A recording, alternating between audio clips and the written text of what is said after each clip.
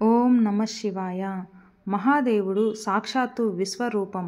ఆయన కళ్ళు సూర్యుడు, చంద్రుడు, అగ్నిలా త్రివేణిగా వెలిగే తేజస్సు. ఆయన జట నుంచి ప్రవహించే గంగా పవిత్రతకు సంకేతం. భక్తుల పాపాలను కడిగేస్తుంది. ఆయన కంఠంలోని నీలం ప్రపంచాన్ని కాపాడడానికి తానే విషం తాగిన త్యాగానికి గుర్తు. తలపైన ఉన్న చంద్రుడు చల్లని కరుణకు ప్రతీకం. ఆయన 3 నేత్రాలు, జ్ఞానం, కరుణ, శక్తి అనే 3 రూపాలు. ఆయన చేతిలోని త్రిశూలం కేవలం ఆయుధం కాదు.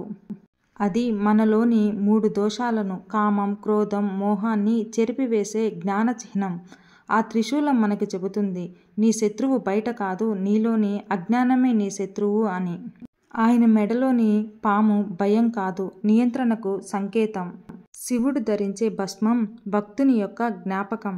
శరీరం శాశ్వతం కాదని, శరీరం తాత్కాలికమని, ఆత్మ మాత్రమే నిత్యం అని చెబుతుంది. శివుడు ఎక్కడ ఉన్నా అక్కడ ధైర్యం ఉంటుంది. శివుడు ఎక్కడ కనిపిస్తే అక్కడ భయం పారిపోతుంది. ఆయన రూపం చూడగానే మన మనసు లొంగిపోతుంది. ఆ లొంగిన మనసే భక్తి యొక్క మొదటి అడుగు. శివుని రూపం ఒక దర్శనం కాదు, అది ఒక అనుభూతి. చూసేవారికి తేజస్సుని, ఆలోచించే వారికి జ్ఞానాన్ని, నమస్కరించే వారికి శాంతిని, శాంతి నుండి మోక్షాన్ని కలిగిస్తుంది. హర హర మహాదేవ, శంభో శంకర. ఓం నమ శివాయ. ఓ మహాదేవ, మాకు తెలుసు నీవు ఎల్లప్పుడూ మాతోనే ఉన్నావు అని. మా హృదయాలు నీ దివ్య దృష్టితోనే వెలుగుతున్నాయి.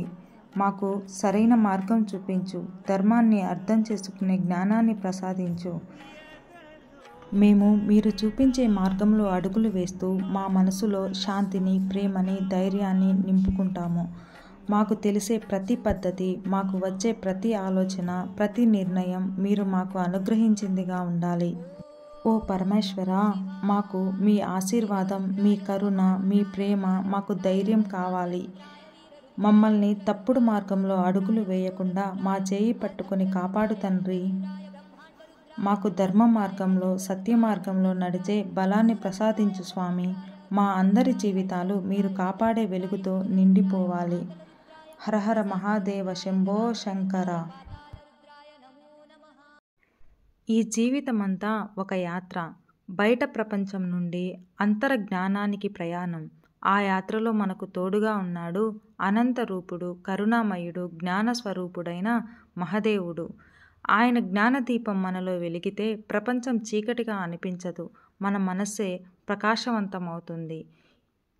ఈ జ్ఞానం తెలుసుకున్నవాడు ప్రతి శ్వాసలో శివుణ్ణి అనుభవిస్తాడు, ప్రతి హృదయంలో శాంతిని కనుగొంటాడు, ప్రతి క్షణం మోక్షంలో జీవిస్తాడు. ఓం నమ శివాయ.